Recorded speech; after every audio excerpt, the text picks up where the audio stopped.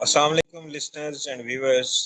टीएमई एक इंडिकेटर लेके आए हैं आपके साथ शेयर करने के लिए। इंतहाई काम का इंडिकेटर है, ग्लोबली बहुत ज़्यादा यूज़ होता है। इसकी वजह से बहुत प्रॉफिटेबल ट्रेड्स जनरेट होती हैं। लोग इसको यूज़ करते हुए बहुत ज़्यादा काम करते हैं, बहुत अच्छा प्रॉफिट बनाते हैं।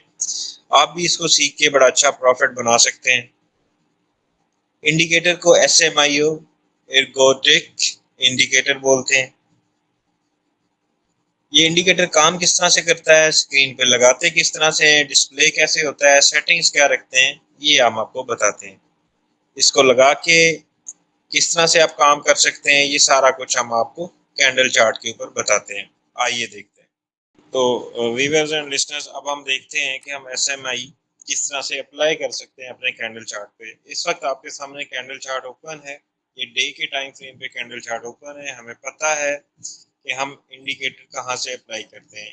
इंडिकेटर वाले टैब में जाएंगे, उसको क्लिक करेंगे, हमारे पास सामने इंडिकेटर्स की लिस्ट ओपन हो जाएगी। उसमें हम SMI को लिखेंगे तो SMI इंडिकेटर हमारे सामने ओपन हो जाएगा। उसको हम सिलेक्ट करेंगे, हमारी स्क्रीन पे इंडिकेटर अप्लाई हो जाएगा।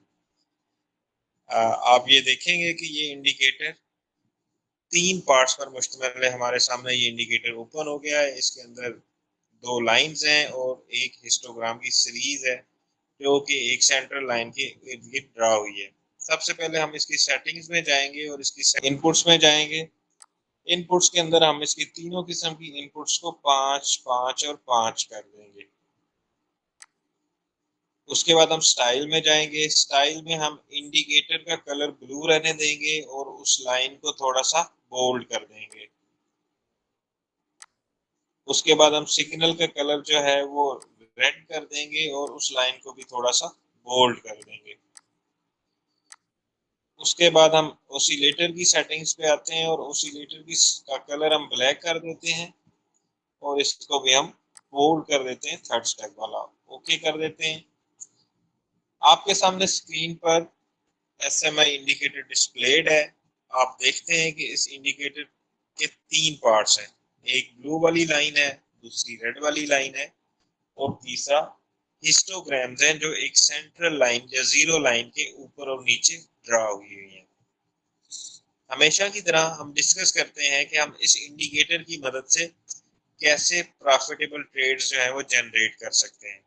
याद रखिएगा, ये एक शार्प इंडिकेटर है जो आपके लिए प्रॉफिटेबल ट्रेड्स जनरेट कर सकता है। बस आपने इसको अच्छे से इस्तेमाल करना है। हमारे यहाँ जो ब्लू लाइन नजर आ रही है इसके ऊपर, ये हमारी पॉजिटिव ट्रेंड की निशानी है, पॉजिटिव मूव्स की निशानी है। जो रेड लाइन नजर आ रही है वो नेगेटिव मूव्स की निशानी है। दोनों में से जो लाइन डोमिनेट कर रही होगी वो वाला ट्रेंड उस वक्त प्रिवेल कर रहा होगा। इसी तरह से हिस्टोग्राम्स जो हैं, अगर वो जीरो लाइन से नीचे बन रही होंगी तो हम कहेंगे कि मार्केट के अंदर इस वक्त मंदी चल रही है। और वही वाली हिस्टोग्राम जो है वो अगर सेंट्रल लाइन के ऊपर फॉर्म हो रही होंगी तो हम ये कहेंगे कि मार्केट के अंदर इस वक्त तेजी का रुझान है। अमूमन जितने भी ट्रेडर्स होते हैं उनको इंडिकेटर से जो हेल्प रिक्वायर होती है वो ये होती है कि इंडिकेटर उन्हें बताए कि कहाँ पे बाय सिग्नल जनरेट हो रहा है और कहाँ पे सेल सिग्नल जनरेट हो रहा है। SMI की मदद से जब हम ट्रेड करते हैं तो हमें बाय या सेल सिग्नल मिलता है जहाँ पे ब्लू और रेड लाइन का क्रॉस ओवर जनरेट होता है। एक ऐसा क्रॉस ओवर जिसके नतीजे में ब्लू लाइन रेड लाइन से ऊपर निकलती है, वहां पे हमें खरीदारी का इशारा मिलता है। वहां पे हमें बाय सिग्नल मिलता है, बाय सिग्नल जनरेट हो रहा होता है वहां पे। और एक ऐसा क्रॉस ओवर रेड और ब्लू लाइन का जिसके नतीजे में ब्लू लाइन रेड लाइन से नीचे जा रही होती है, तो वहां पे हमें बेचने का इशारा मिल रहा होता है। वहां पे इंडिकेटर हमें ये बता रहा होता है कि यहाँ पे आप प्रॉफिट टेकिंग कर सकते हैं। SMIO के साथ जो एक पॉजिटिव पॉइंट है, ये एक अच्छी बात है, जो कंफर्मेशन हमें एक दूसरी कंफर्मेशन मिलती है वो हिस्टोग्राम्स की फॉर्मेशन से मिलती है। जब ये क्रॉसओवर जनरेट होता है तो हमें साथ साथ हिस्टोग्राम्स को भी नजर में रखना है। अगर इस क्रॉसओवर के बाद हिस्टोग्राम्स भी अपनी पोजीशन बदल लेती हैं, यानी या तो पहले अगर जीरो लाइन के नीचे चल रही थी तो जीरो लाइन के ऊपर शिफ्ट हो जाती हैं, तो इसका मतलब है कि हमें बाय सिग्नल की कंफर्मेशन मिल गई है। सिमिलरली जब एक सेल सिग्नल जनरेट होता है तो उसके बाद हम देखते हैं कि हिस्टोग्राम ने भी अपनी पोजीशन शिफ्ट कर ली है, यानी हिस्टोग्राम जीरो लाइन के ऊपर बन रही थी, अब जीरो लाइन के नीचे बन रही है, तो इसका मतलब है कि हिस्टोग्राम्स ने भी सेल कॉल की कंफर्मेशन दे दी है। तो दोस्तों क्या कंक्लूड किया हमने?